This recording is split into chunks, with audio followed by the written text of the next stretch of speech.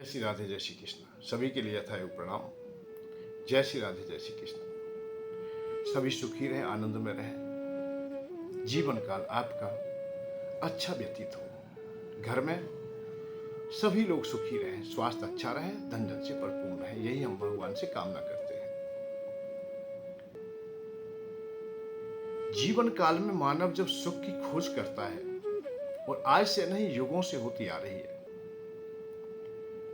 दो ही कामना सबसे पहले करता है कि मेरी किसी भी प्रकार मृत्यु ना हो।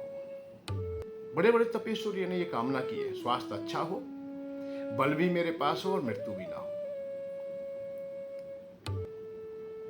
हर कोई लंबा जीना चाहता है और मृत्यु से भयभीत रहा है।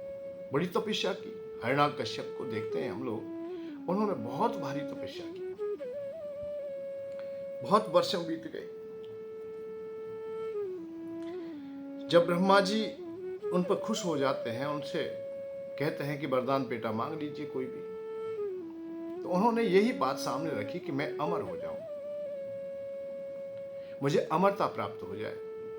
ब्रह्मा जी यहां अपने को असमर्थ सामने रखते हैं कि जिसने जन्म पाया है, जीवन पाया है, उसकी मृत्यु निश्चित है, इसलिए मैं अमरता नहीं दे सकता। हिरण्याकश्यप बहुत चतुर था, माने कि कोई ना कोई युक्ति इस प्रकार की निकाली जाए जिससे कि मृत्यु हो ही नहीं। भाई अमरता नहीं देते कोई बात नहीं, परंतु मरने के जो रास्ते हैं उन्हें तो हम बंद कर सकते हैं। माने कि कैसे करेंगे? माने कि बाबा यदि मुझे देना चाहते हैं, ना देवा सुरो गंधर्वा ना यक्षो राक्षसा, ना गंधर्वों से मैं मरूं, ना देवताओं से मरूं, ना सुर असुर से मरूं, ना मनुष्याणां पिशाचस्य हायुर्मां देव सत्वहम, मैं किसी से मरूं ही नहीं। ये बात सामने आती है। ऋषियों वा ना मासापे क्रुद्धा लोक पितामह है, हेरे पितामह, क्रुद्ध होकर के कोई ऋषि मुझे श्राप दे दे, वो भी मुझे ना लगे। यहां भी प्रतिबंध लगा रहे, कीट पतंग पशु पक्षी आदि से भी ना मृत्यु हो, जलचरों से ना हो, आकाशचारियों से ना हो, मानवों से ना हो, देवताओं से ना हो, किसी से नहीं हो ही नहीं। आपके द्वारा जो रचना हुई है उनसे किसी से ना मरूं। और यहाँ तक की अवस्था तक ना शस्त्रेण ना चा अस्त्रेण, हाँ गिरणाम पाल, ना तो मैं अस्त्र से मरूं, ना शस्त्र से मरूं, ना पर्वत से मरूं, पत्थर से मरूं, ना काट से मरूं। ऐसी चीजें बहुत मांगी गई, उन्होंने बहुत प्रयत्न किया, और बचने के लिए कितने प्रयत्न किए उन्होंने। यहां हमने देखते हैं कि ऐसी कोई चीज, सब रचित प्राणी नर अचरचर दैत्य दानव देव हो, मैं मरूं कबू ना काऊ से, नागाद चाहे जोन हो, दिन रात भीतर बाहरे आकाश पृथ्वी आद हो, मम मृत्यु ना का दापी आवे, अस्त्र शस्त्र अपार हो। वैसे साधारण व्यक्ति तो है नहीं, बहुत कुछ बंद करना है। ऊपर मरू ना, नीचे मरू ना, बाहर मरू ना, भीतर मरू ना, कहीं ना मरू, कर ना सके मम सामना, मैं विश्वपद शासक बनूं, हे ईश असबर दीजिए मैं त्यों काल में कबू ना मरू, मैं कबू मरू ना, बस इतनी ही बात है। ना आकाशे ना भूमो, ना वह रात्रो ना दिवासी, ना तो दिन में मरू, ना रात्रि मरू, ना आकाश में मरू, ना भूमि में मरू, ना अंतरवा, ना तो आकाश में मरू मैं, ना वह ना बाहर मरू, ना भीतर मरू, कहीं मरू ही नहीं मैं। जब इस प्रकार का जब वरदान प्राप्त कर लेता है कोई व्यक्ति, तो उसके लिए क्या कहेंगे? ब्रह्मा बाबा लाचार हो गए, उन्होंने एवं वस्तु कह दिया, और कि ठीक है आपको ये वरदान हम देते हैं। हिरण्याकश्यप कुछ समय के बाद में स्वाभाविक ही, जब देखो पद मिलता है, ये प्रकृति का गुण है, पद मिल जाए, धन मिल जाए, ऐश्वर्य मिल जाए, उसका प्रभाव तो निश्चित आ जाता है। प्रभुता पाए काय मद नहीं, प्रभुता मिल जाए फिर तो मद हो ही जाता है। तो यहां मद हो गया। उसका परिणाम क्या हुआ कि देवताओं को सताना प्रारंभ किया, देवताओं से राज छीन लिया, तो लोकपति पूरा ही हो गए, सब कुछ अपने अधिकार में कर लिया। तो विशेष करके एक बात आती है, महाभारत में आती है, जब युधिष्ठिर महाराज का राजसूय यज्ञ चल रहा था, तो उस समय दादा भीष्म शिशुपाल जब कौड़े शब्द बोल लेता है, तो वो उदाहरण देते हैं कि ये माधव कोई साधारण नहीं है, यही वो है जिन्होंने अनेकों अवतार धारण किए हैं, यही सृष्टि करता है, सृष्टि भी इनसे ही प्रारंभ है और लय भी इन्हीं से होती है। और हम लोगों के कल्याण के लिए या सृष्टि को समुचित व्यवस्था करने के लिए ये शरीर धारण करके आते हैं, ये कोई साधन नहीं है। जब जब इन्होंने किसी भी प्रकार का अवतार धारण किया है तो धर्म की स्थापना की है। तो हिरण्यकश्यप आदि के 12 अवतार की कथा है, वामन भगवान की कथा, ये अनेक कथाओं को उदाहरण यहाँ भीष्म पितामह महाभारत में भी देते हैं।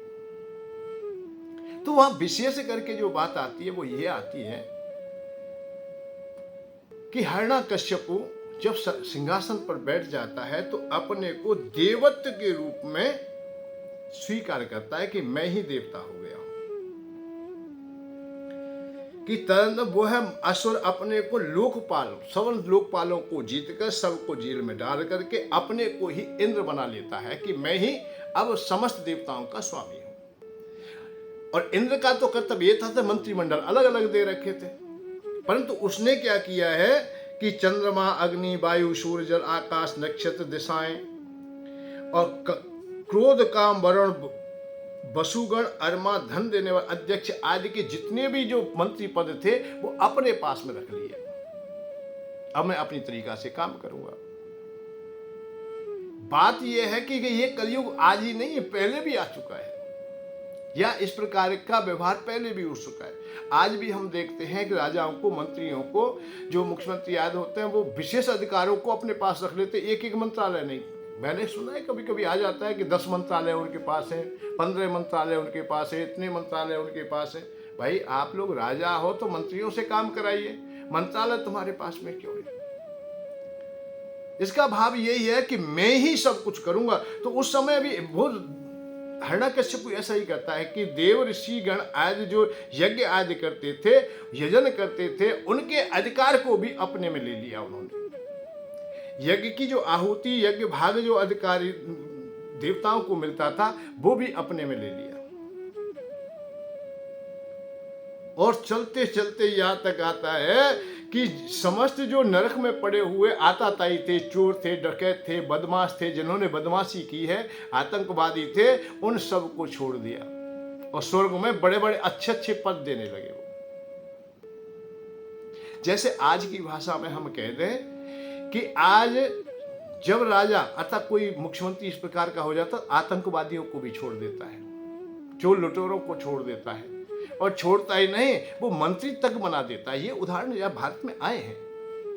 जो बदमाश थे, जो नरों को मारने वाले थे, अर्थात नरपिशाच हो गए थे, जिन्होंने कई कई हत्याएं की हैं, बहुत उन्होंने बदमाशी की है, बहुत निरपराधों का वध किया है, ऐसे लोगों ने क्षमा याचना नाम की एक झूठा खेल खेला और उन्हें आकर के चुनाव लड़ाया है या मंत्री बना दिया है उन्होंने, जबकि ये अधिकार उन्हें नहीं मिलना चाहिए था। उनके लिए तो आजीवन ही इस प्रकार का होना चाहिए कि इनका तो वोट का अधिकार भी नहीं है, इनका मत क्या लेंगे हम? भाई ऐसे लोगों का मत हम लेंगे क्या? ऐसे लोगों के मत से देश चलेगा? नहीं, उनको हमने ये अधिकार तक दे दिया कि तुम मंत्री बन जाओ, जैसे बुलंदेही आदि की बात है। और जितने भी देख रहे हैं हम लोग, बहुत बदमाश, और कोई राजनीति ऐसी चली नहीं जिसमें बदमाश ना हो, आतंकवादी ना हो, जो अराजकता ना फैलाते हो, जो निरपराध लोगों का वध या उनको कष्ट ना देते हो। आज की भी अवस्था यही है। तो हिरण्यकश्यप ने ऐसे ही समस्त जो प्राणी लोग थे या उनके सहायक थे, उनको सबको बाहर निकाल दिया, बलवान दैत्यों को, और मुनियों के आश्रम पर धुआवा। अच्छा, अब ये आदेश और दे दिया है कि ये सत्संग वाली बातें खत्म करिए। जैसे आज की परिभाषा हम देखते हैं कि जब एक कोई सरकार अच्छा काम कर रही है तो दूसरा जो विपक्ष में बैठा है वो कहता है हम जब आएंगे इनके इन कार्यों को सबको हम विपरीत कर देंगे। एक ने नकल रोकी तो दूसरे ने घोषणा कर दी चुनाव से पहले कि मैं आऊंगा तो नकल होने दूंगा, मैं कोई परेशानी नहीं। आज बदमाशों के पास बिल्डोजर चल रहा है तो ये घोषणा कर रहा है कि भाई कल मैं आ जाऊंगा तो चिंता ना करो, बिल्डोजर को तो हम बंद कर देंगे और जितने मकान टूटे उन्हें नए बनाएंगे और तुम्हें सम्मान भी देंगे।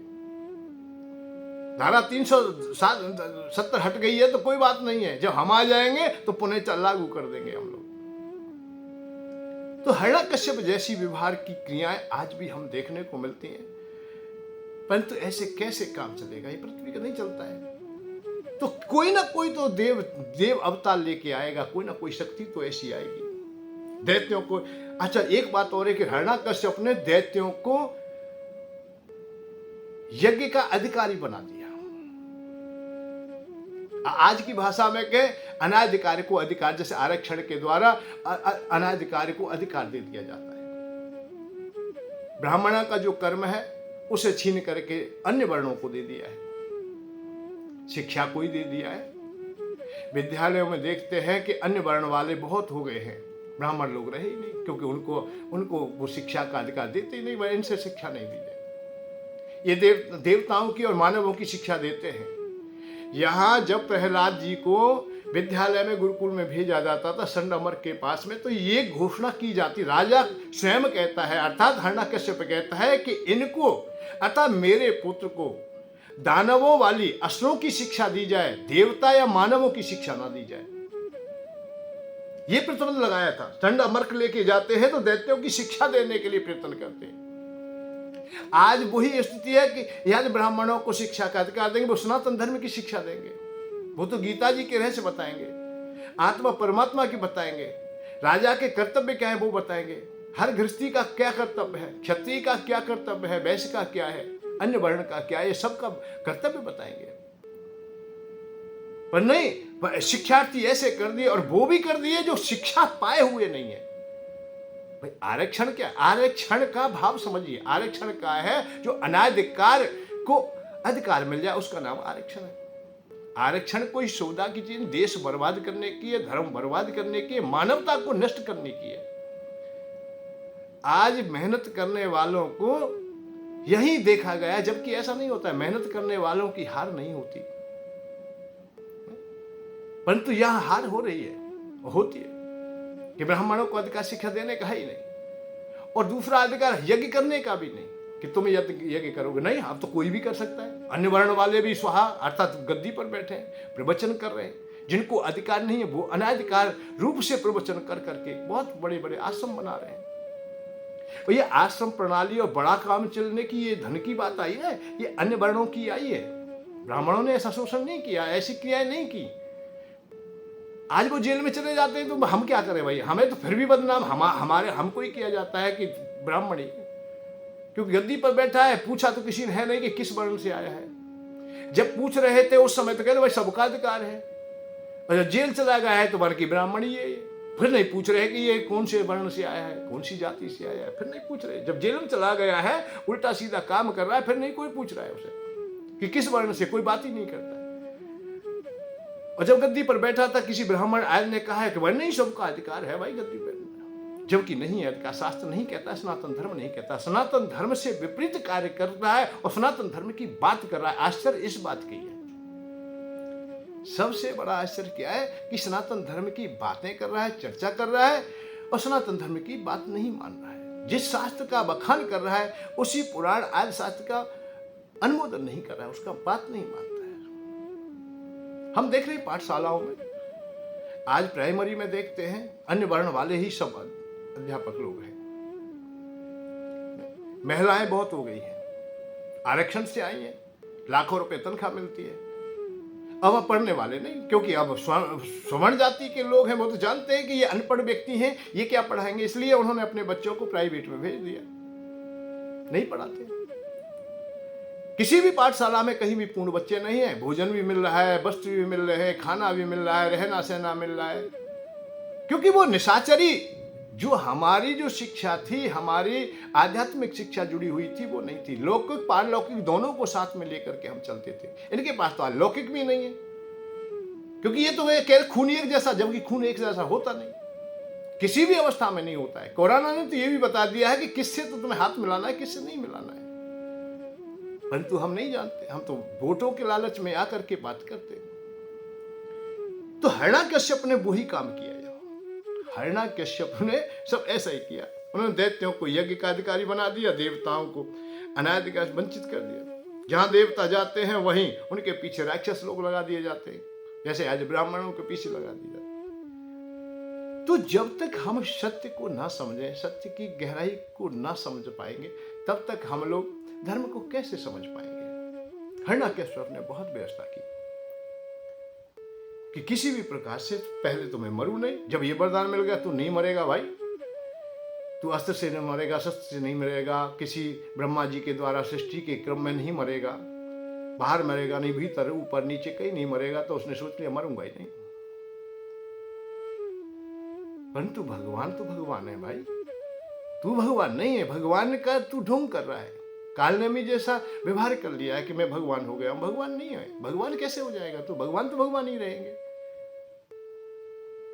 आज भी यही अवस्था होती है कि थोड़ा धन मिल गया, पद मिल गया, अपने को भगवान घोषणा कर देते हैं। हम तो सतगुरुदेव भगवान हो गए, लग रहे हैं धन खींचने वाले भगवान है, परंतु कुछ भी कहे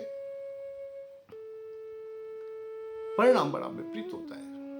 ना भगवान ना बने, हिरण्यकश्यप भगवान बनने लगा, धर्म का उपहास कर डाला कि समस्त यज्ञ की आहुति मुझे प्राप्त हो। इसका भाव है कि मेरा नाम लिया जाए, मेरा उच्चारण किया जाए।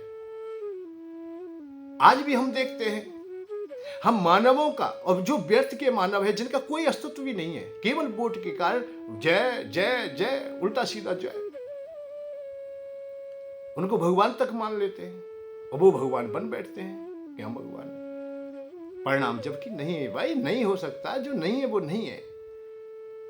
खूब व्यवस्था की, परंतु वही हिरण्यकश्यप जो मारा गया, जो बेमौत मारा गया, और ऐसी अवस्था से मारा गया कि उसने सब वरदानों को देखा, सबको देखा। जो भगवान ने अवतार लिया तो कैसा लिया? आधा रूप सिंह का है, आधा नर का है। नरसिंह पहले कभी पैदा ही नहीं हुए थे। सिंह या तो सिंह ही पैदा हुए थे या नर ही हुआ था, या देवता ही थे, यक्ष थे, गंधर्व थे, पर मिला जुला नहीं था। हाथ में शस्त्र भी नहीं है, बड़े बड़े नाखून है, वो तो सिंह के नाखून है। जब मारने चाहे भगवान, जब व्यवस्था करते हैं तो देखिए कैसा करते हैं। उन्होंने कहा मैं ऊपर नीचे कहीं ना मरूं, बाहर भीतर ना मरूं, तो उन्होंने उठा करके ऐसी जगह पर रख लिया है कि आधा शरीर भीतर है और आधा बाहर है, देली में रख लिया। पर नीचे ऊपर नहीं होगा तो जांघों पर बैठा लिया है, अतः लिटा लिया है। ना नीचे टिक रहा है, ना ऊपर उड़ रहा है, बाहर भीतर भी नहीं है, ऊपर नीचे भी नहीं है। दिन रात में भी नहीं मरूंगा तो वो संध्या का काल था, ना तो दिन ही रहा था ना रात्रि हुई थी। ना अस्त्र शस्त्र से मरूंगा तो हाथों में कुछ था ही नहीं, बड़े बड़े केवल सिंह के पंजे थे। किसी भी अवस्था में जब देखता है चारों को, बड़े ऊपर नहीं, जो वरदान तेरा है भैया देख ले। ना किसी महीने में मरूं, यहां तक बात आती है कि वो उस अवस्था में भी नहीं, 12 महीनों में मरूं, तो 13 महीना पुरुषोत्तम मास भी उसी समय था। कहीं ना कहीं तो कोई ना कोई भगवान खोज ही लेते हैं। तुम्हारे अपराध, अच्छा एक बात और है कि जब तक आप लोग अपराध करते करते, भाई तुमने पुण्य कमाया है, पुण्य का काम किया है, जब तक आप लोग जो पुण्य का फल है तुम्हें प्राप्त ना होगा पूर्ण रूपेण, भाई जब तक आप लोग उसको प्राप्त ना कर लेंगे, भोग नहीं लेंगे, तपस्या तुम्हारी समाप्त नहीं होगी। धन भाई तुमने किया है उसकी तो मजदूरी तुम्हें मिलेगी मिलेगी। अवश्यम त्रयोदशास्ते न प्राप्तम तपसा फलम, जो तुमने तपस्या की है उसका फल तुम्हें प्राप्त होगा, निश्चित होगा। तब सो अंतस्य भगवानम वधम कृष्ण करिष्यति, मतलब उनके वध के लिए निश्चित भगवान आएंगे। ये ब्रह्मा जी के पास देवता जब गए थे, उन्होंने ये बात कही कि भाई उन्होंने उस असुर को अपनी तपस्या का फल अवश्य प्राप्त होगा। भाई जो उसने तपस्या की है उसका फल तो निश्चित मिलेगा उसे, और फल भोगने के बाद में तपस्या की जब समाप्ति होगी तब भगवान आकर के उन्हें स्वयं खत्म कर देंगे। इन दोनों बातों को आप लोग समझ लीजिए कि एक ना एक, कभी कभी देखा है ना, पापी लोगों के पास भी धन ऐश्वर्य और पद वड़ हैं और रुकने में नहीं आ रहे। भाई उनका कोई ना कोई ऐसा पुण्य फल जागृत है कि उसका उन्हें लाभ मिल रहा है, पर वो सदैव लाभ नहीं रहेगा, एक ना एक दिन नष्ट हो जाएगा, निश्चित होगा, सदैव के लिए स्थिर नहीं हो सकता है। तो हिरण्यकश्यप को भी अर्थात ऐसा वरदान प्राप्त करने वाले को मरना पड़ता है, निश्चित मरना पड़ता है। तो हम लोगों को केवल यही समझना, हम थोड़ी थोड़ी बातों पर अपने धर्म को हम खत्म कर देते हैं, हम संस्कृति को खत्म कर देते हैं, हम अपनी संस्कृति से कोसों दूर चले जाते हैं। हम थोड़े पढ़ लिख जाते हैं, हम वाममार्गी हो जाते हैं, हम नास्तिक हो जाते हैं। हम देखते हैं कि ब्राह्मण क्षत्रिय आदि जो वर्ण अच्छे वर्ण वाले वो ये पढ़ लिख जाते हैं तो वो सनातन धर्म की बात भी नहीं करते। उससे भी दूर हो जाते हैं, पश्चिमी सभ्यता को अर्जित करने लगते हैं। अरे अपने धर्म को तो किसी भी अवस्था में मत छोड़िए, जहां भी चले जाए, जहां पद पर पहुंच जाए, पैसा बढ़ जाए, पद बढ़ जाए, कोई भी बढ़ जाए, तुम स्वयं स्वयं अपने को खो दोगे, फिर क्या रहोगे? तुम पशु की बात। अरे कुछ नहीं है, धन तो कुछ आता है ज्यादा। कितने लोगों ने नहीं कमाया, आज भी कमाते, पहले भी कमाए। यह धन से ही सुख होता, रावण सुखी होता, सोने की तो उसकी दीवार थी। हम तो सीमेंट की दीवार नहीं बना पाते सही प्रकार से, या बना भी ली हो तो तुम क्या कर लोगे? फिर कितने समय के लिए जीवन मिलता है, पता नहीं किस समय चला जाए, परंतु मिला भी है तो कितने समय का है। अरे बचपना वैसे ही चला गया, जवानी का कुछ समय है, बुढ़ापा तुम्हारा व्यर्थ में चला जाएगा, अतः रोग शोक में ही चला जाएगा। मृत्यु का और पल का पता नहीं है कि किस क्षण मृत्यु हो जाए, चलते चलते हो जाए। कितने लोग हैं कि छोटी अवस्था में चले जाते हैं, जवानी में चले जाए, बुढ़ापा आता ही नहीं है। घर से चले हैं, कोई टबका लग गया, कुछ ना लगा तो अटैक हो गया, हृदय गति बढ़ गई तो मर गए। भाई ये रोग तो तुम्हारे चारों ओर घूम ही रहे हैं सब, जिनसे हम नहीं बच पाते। तो इसलिए हम लोगों को हर पल सनातन धर्म का, अपने धर्म का, अपने संस्कृति का, अपनी मानवता का ध्यान रखना चाहिए। इस बात पर विशेष ध्यान दें, यही सत्संग है। यदि हम अपने को ध्यान न रखेंगे तो सब बेकार हो जाएगा। पानी जैसा बुलबुला आसमानस की जा, देखत ही छुप जाएगा, जो सारा प्रभात सब खत्म हो जाए, कोई फायदा नहीं। और यदि तुम सचमुच में अमरता चाहते हो तो हनुमान जी की तरह पार प्राप्त कीजिए, वो सहज में ही मिल जाता है। विभीषण को चिरंजीवी हो गए, सदैव के लिए हो गए।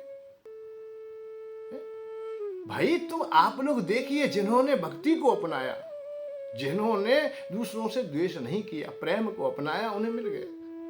सीता माता हनुमान जी को अजर अमर होने की वरदान दे देती है। जो हिरण्याकश्यप ने बड़ी तपस्या से प्राप्त करना चाहते थे तो भी नहीं मिला है, पर हनुमान जी को सहज से मिल जाता है। अजर अमर गुण निज सुत हो, करे बहुत रगनायक छू।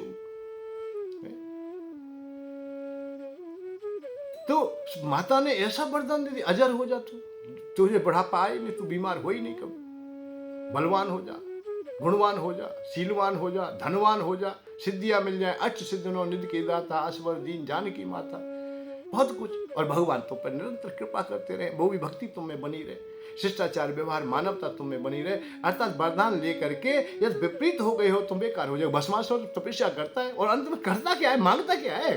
भाई ये हम लोग धन मिल जाए, धन तो हमने चाहा, पर धन का सदुपयोग ना किया तो हम भस्मासुर जैसे ही तो हो गए। भस्मासुर को धन मिल गया, वो वरदान मिल गया, मान के मांग ले भाई, कुछ मांग ले। शंकर भगवान के पास तपस्या की है, तेरे मेहनत की है, भाई कुछ मांग ले, क्या मांगना चाहता है? मानते हैं कि ऐसी मूर्खता का वरदान मांगा होगा जिसके सर पर हाथ रखो वही भस्म हो जाए। अब बता, भगवान ने कही ठीक है भाई, तेरा हाथ अग्नि कुंड बन गया, जिस पर रखेगा वही भस्म हो जाए, वरदान दे दिया। उसने विचार किया कि परीक्षण तो कर लूंगा इसमें अग्नि है या नहीं है, शंकर भगवान की तरफ कर दिया। भगवान तो भागते रोले, भाई ये क्या हुआ? पर मूर्खता का तो कोई परिणाम तो मिलेगा ही, निश्चित मिलेगा। वो ही भस्मासुर अपने ही हाथ के कारण अपने सर पर हाथ रखता है, आप ही भस्म हो जाता है। तो ऐसे वरदान भी प्राप्त करने की चाह रखते हैं? नहीं, वरदान वो जो सबको सुख कर दे, सबको आनंदित कर दे, सबको प्रसन्न कर दे। हनुमान जी आज भी वो वरदान सबको आनंदित करते हैं, सबको सुख देते हैं, सबको भक्ति मिलती है, सबको शिक्षा मिलती है, शिष्टाचार व्यवहार मिलता है, मानवता मिलती है, कर्म करने की शक्ति मिलती है, स्वस्थ रहने का हमें उन्हीं से प्रेरणा मिलती है। पहलवान लोग इसीलिए तो उनका पूजन करते हैं। विद्यावान विद्या लेना चाहते, विद्यावान गुणी सागर, जय हनुमान ज्ञान गुण सागर। विद्या और ज्ञान उनके पास, बल बुद्धि देव मोह हरो कलेश विकार, ये इनके पास जो चीज है वो लेते हैं, सब लोग मांगते। हिरण्याकश्यप की कोई उपासना करता हो कि तुम ये दे दीजिए, ये दे दीजिए, बताइए। एक रावण है और रावण का भाई भी है, दोनों देखो धनवान थे। रावण के भी सोने की लंका है, मकान दुकान बड़े अच्छे बने हुए हैं, उनके महल बड़े सोने के हैं। कोई भी धन के लिए रावण की प्रार्थना करता हो, उपासना का, बताइए। उन्हीं के बड़े भाई हैं जिनका नाम कुबेर है, वो धनाध्यक्ष है, धन के देवता है, उनकी उपासना की जाती है क्योंकि वो गुणवान थे, शिष्टाचारी थे, व्यवहार से अर्थात देवता बन गए। वो गुणों के द्वारा ही देवता बन गए, देवताओं में उनकी स्थापना है। वरुण यम कुबेर आदि की ये मतलब साधारणता नहीं, देवता बन गए, वो देवता बन गए। और वही व्यक्ति अपने अवगुणों को अपनाकर अर्थात वरदान के लाभ को विपरीत लेकर के, जैसे कि विपरीत फायदा ले लिया है, एक अलग से फायदा ले लिया है, या निस्वार्थों में डूब गया है, अहंकारी हो गया है, उसका परिणाम हुआ कि राक्षस नाम रख दिया। नाना प्रकार के जो लोग आए उन्होंने ना जाने क्या क्या कहा रावण से। क्यों कहा कि उन्होंने भी वरदान तो उनको भी मिला है, ऐसा नहीं वरदान नहीं मिला है उन्हें भी वरदान बहुत मिले, बहुत सामर्थ्य थी उनके पास, पर उनका दुरुपयोग किया, सदुपयोग नहीं किया, प्रयोग भी नहीं दुरुपयोग किया है उन्होंने। हनुमान जी सदुपयोग करते हैं, साधु संतों के संगी है वो, संतों के संगी, भगवान की सेवा में हमेशा रहते, दरवाजे पे ही खड़े रहते, भगवान को कब आवश्यकता पड़ जाए उनकी सेवा में सेवक बन के रहते। इतना बलवान है, इतना श्रेष्ठ है, धनवान है, गुणवान है, अष्ट सिद्धि नव नद के दाता, महिमा लदमा प्राप्ति प्यास सब समस्त सामर्थ्य है उनके पास में, फिर भी वो सेवक बन के खड़े। राम दुआरे तुम रखवारे, होत ना आज्ञा बिन पैसा दे। तो भाव जब तुम्हारे अच्छे होंगे, तुम्हारे हृदय में करुणा होगी, भक्ति होगी, समर्पण भाव होगा, तो सब कुछ ठीक होगा। और तुम्हारे हृदय में यह कड़वापन आ गया, तुम किसी पद पर भी बैठ गए। हम देखते हैं आज की अवस्था को देख रहे हैं हम लोग कि कई राजा आतुर हैं, हम बैठ जाएं, कैसे भी बैठ जाएं। अरे आज हम देख रहे हैं, योगी से पहले जब शासन आया था उस समय विपरीत देखे कैसे कैसे लोगों को देखा है। अरे राजा की गद्दी पर बैठ के राजा बनिए, साधारण मानव मत रहिए। बदले की भावना फिर उसी प्रकार से ही चोर डकैत बदमाश जो कुछ है, ब्राह्मणों पर अत्याचार है, धर्म पर अत्याचार है, शास्त्र पर अत्याचार है, मंदिरों पर अत्याचार है। मंदिरों के भी ना तो हटिए, ब्राह्मण ही कोई पूजा करेगा भाई, हम पूजा नहीं करेंगे भाई, आज तो अब अन्य वर्ण वाले पूजा करेंगे। कर लीजिए, खूब करिए, क्या पहले भी बहुतों ने करके देख लिया, बहुत राक्षस ऐसे कर चुके हैं। आज यवन करते हैं, आज मलेच्छ करें, जो अपने आहार व्यवहार से गिरे हुए। अरे एक बात बताइए, सनातन धर्म तो वो स्तंभ है जिसकी कोई सीमा नहीं है। यहां ये मत कहिए कि यहां जातिवाद नहीं, यहां वर्ण व्यवस्था है, और वर्ण में भी वो मजबूती है। जैसे हम कोई काम करते हैं उनमें हमने काम बांट दिए हैं, केवल ब्राह्मण का ये काम है, क्षत्रिय का ये है, वैश्य का ये है, शूद्र का ये, परंतु करना है हम सबको बराबर ही है। ऐसा नहीं कि उनको मतलब इसको कम काम है उसके पास में ज्यादा है, नहीं। और एक बात और है, पद पर स्थायी नहीं है कोई भी। क्षत्रियों ने जब विपरीत किया तो उनको भी उठाया है, और ब्राह्मणों ने जब विपरीत किया है तो उनको भी अच्छा नहीं माना है कि जन्म से ब्राह्मण हो गया है तो ब्राह्मण सदैव रहेगा, वही वेद पाठी, वही सब काम रहे। ना ना ना ना, ऐसा नहीं, कहीं भी नहीं है। यदि ब्राह्मण मदिरा पान करता है, मांस भोजी हो गया है, हमारे शास्त्रों से विपरीत हो गया है, सनातन धर्म से विपरीत, कौन मान रहा है उसे? कौन उसे दक्षिणा देने बैठा है? कौन उसकी पूजा करता है? बताइए। ब्राह्मण ही उसे ब्राह्मण नहीं मानते तो आप लोग क्यों ब्राह्मण कह रहे हो उसे? वो तो नर्स पिशाच है। रावण को हमने स्वीकार नहीं किया है तो हम आज फटोली को स्वीकार करेंगे? नहीं नहीं, नहीं, बिल्कुल नहीं करेंगे।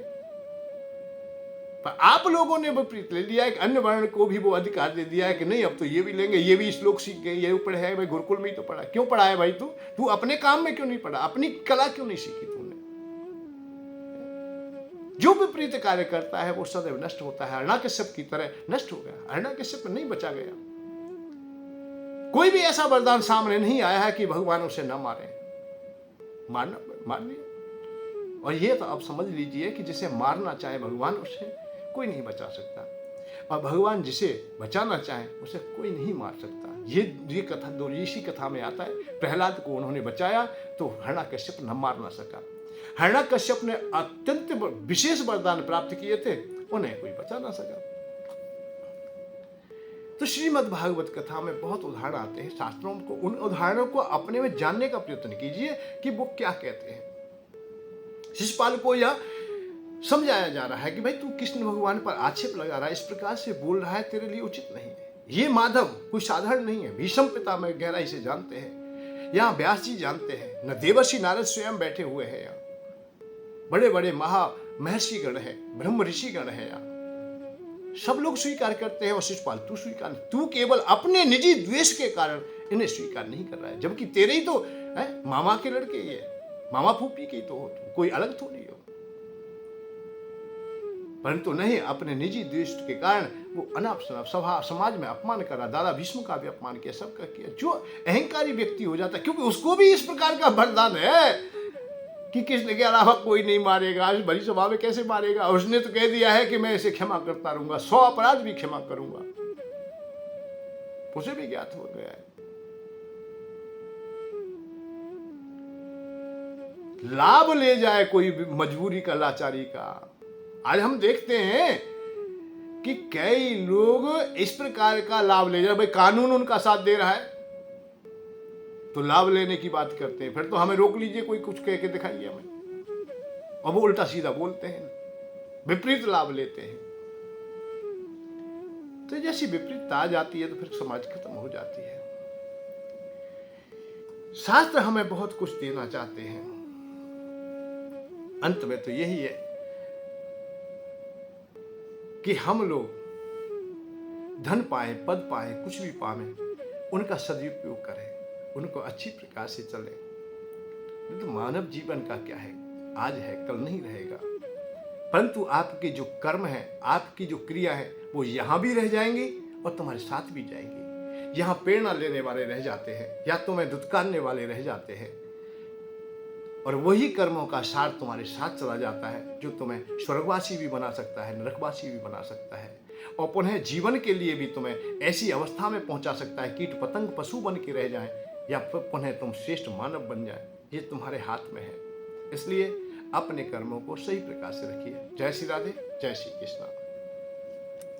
धन के साथ धर्म की ओर, सुख की खोज।